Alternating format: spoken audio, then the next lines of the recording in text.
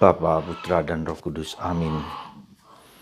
Allah yang penuh kasih, kemurahan hati, dan kuasa-Mu lebih dahsyat daripada apapun juga.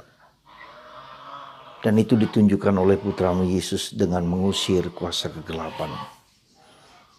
Bantu kami ya Tuhan, ketika kami menghadapi kuasa-kuasa yang tidak kami mengerti dan tidak kami pahami. Engkau melindungi kami dan menjaga serta menjauhkan kami dari kuasa itu. Terpujilah nama-Mu kini dan sepanjang segala masa. Amin. Saudaraku yang terkasih dalam Kristus, sekali lagi Yesus mengusir orang dari kuasa kegelapan. Dan ternyata orang-orang mengeluhkan, menuduh bahwa Yesus mengusir setan dengan kuasa Beelzebul, pemimpin dari kuasa kegelapan. Dan Yesus menentang mereka, mana mungkin kerajaan saling berperangan. Maka ketika Yesus mengusir setan dengan kuasa Allah, saatnya lah Allah berkuasa atas hidup manusia. Saatnya lah Tuhan berkuasa atas kuasa kegelapan.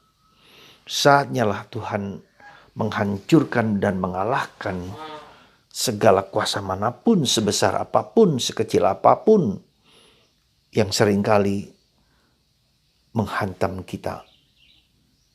Maka saudaraku terkasih dalam Kristus, sebetulnya sejujurnya, ya, kalau kita semakin dekat dengan Tuhan, semakin serius dalam hidup doa, maka semakin kita merasakan bukan hanya kekuatan manusiawi kita, tetapi yang manusiawi ini dikuatkan, diteguhkan, diilahikan, bahkan diberi daya-daya ilahi, sehingga kita dapat lebih merasakan kuasa-kuasa kegelapan itu di sekitar kita. Kita menjadi peka, menjadi tajam, menjadi lebih halus, menjadi lebih lembut. Dan karena kita memasuki dunia roh dan kebenaran, maka kita juga bisa merasakan hal-hal yang lembut dan halus yang sifatnya jahat. Ya. Jadi sebetulnya salah satu tanda bahwa kita juga hidup doa kita semakin dalam adalah bahwa kita semakin peka dan tajam akan kuasa-kuasa yang bukan dari Allah.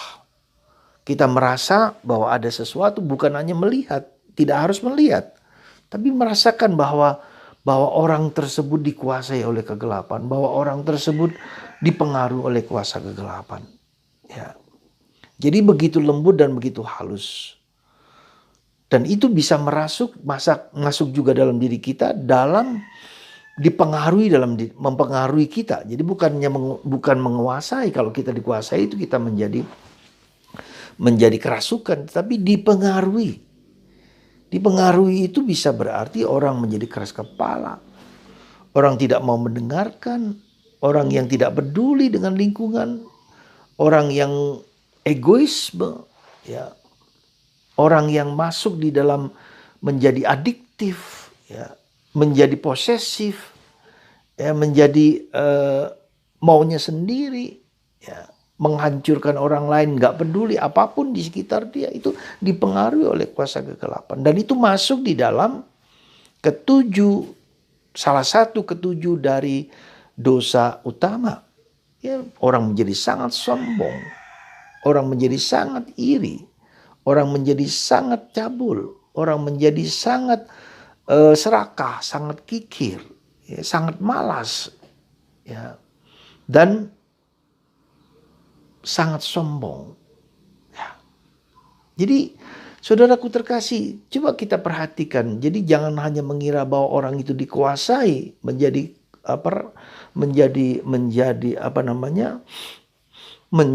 kerasukan, tetapi hal-hal di mana kita sendiri menjadi keras kepala, dan itu ditunjukkan dalam diri orang-orang Yahudi yang keras kepala. Maka dalam bacaan pertama dikatakan bahwa Nabi Yeremia, ya, begitu keras kepalanya bangsa Israel, tidak mau bertobat, ya, tidak mau mendengarkan apa yang dikatakan oleh para nabi, oleh Yesus. Jadi orang yang tidak peduli sama sekali dengan dirinya sendiri dan tidak peduli sama sekali dengan orang lain. Mungkin orang tersebut dipengaruhi, ya saya katakan dipengaruhi, lewat kelemahan dan keterbatasan 7 dosa itu masuk di sana. Jadi saudaraku terkasih dalam Kristus, maka ketika kita lebih dalam pemasukan kita kepada Tuhan, dalam hidup meditasi, dalam hidup kontemplasi, dalam meluangkan waktu untuk berdoa, ya, itu juga diri kita merasakannya, gitu loh.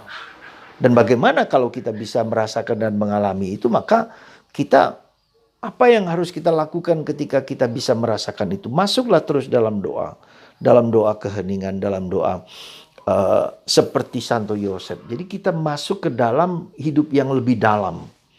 Dan itulah kita mohon pertolongan dan perlindungan dan teladan Santo Yosef. Ya, Santo Yosef juga seperti Maria, dalam keheningan, dalam kesunyian, dan dialah nama Santo Yosef berarti kita diajak untuk lebih mendalam, ya, ditambahkan sesuatu lebih dalam. Dan salah satu gelar Santo Yosef adalah penggetar dari iblis, ya, membuat ketika kita menyebut nama Yosef, iblis sirna dan pergi dari hadapan kita. Maka saudaraku terkasih, saya mengajak Anda untuk terus mendoakan litani, ya, litani, sekali lagi litani Santo Yosef, 209 puji syukur. Doakan terus menerus. Mohon supaya hidup rohani kita semakin dalam, semakin kuat, hidup dalam roh dan kebenaran. Dalam mimpi saja Santo Yosef mendapatkan perintah yang jelas, yang tegas. Ambillah wanita atau Maria sebagai istrimu dan engkau menamai dia Yesus. Pergilah ke Mesir. Ya, malam ini juga karena Raja Herodes akan membunuhmu dan anakmu. Jadi tak mungkin ini dalam mimpi yang sering kali kita jalani. Dan itu loh Yosef, tapi dalam mimpi pun dia bicara. Pasti di luar mimpi jauh lebih besar. Tapi Yosef melakukan semua dalam keheningan, dalam kesunyian, dalam tidak gembar-gembor, ya. Tapi hidup dalam ketersembunyian. Maka Yesus mengatakan, dalam mau berdoa, masuklah di kamarmu, tutuplah pintu, kunci, dan bergaullah dengan Tuhan. Semoga kita semua yang ingin lebih serius dalam hidup doa akan berhadapan dengan juga kuasa-kuasa kegelapan di sekitar kita. Kita merasa, kita tahu, meski kita tidak selalu bisa melihat, ya, tetapi tergantung karunia Tuhan yang Tuhan berikan kepada Anda. Dan ketika Anda mengalami, orang seringkali mengalami indigo, bisa melihat sesuatu dan sesuatu, bisa ada dua kemungkinan. Itu mungkin karunia, tapi juga mungkin juga ada orang mengatakan kuasa kegelapan juga di situ. Jadi kita harus hati-hati supaya kita aman, supaya kita terlindungi. Masuklah, mohonlah rahmat lewat Santo Yosef dan Bunda Maria. Maka perjalanan karunia yang mungkin diberikan Tuhan kepada Anda itu akan tenang, akan damai, dan akan baik. Ya, jadi sekali lagi para saudara, mari di masa Prapaskah ini jangan tegarkan hatimu seperti orang Yahudi, ya, dan juga seperti kebanyakan kita. Ya, ketegaran hati adalah milik manusia, milik kita semua. Karena betapa tidak mudahnya untuk bertobat. Betapa tidak mudahnya untuk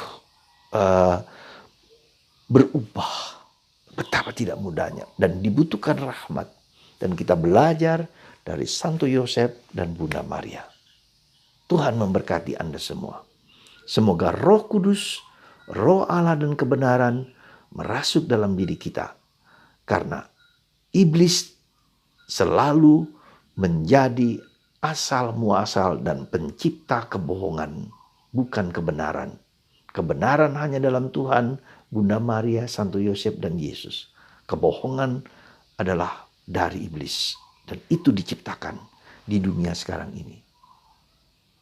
Dengan hoax, dengan kebohongan dan penipuan. yang kita lihat dalam masyarakat kita. Tuhan memberkati Anda semua. Dalam nama Bapa dan Putra dan Roh Kudus. Amin.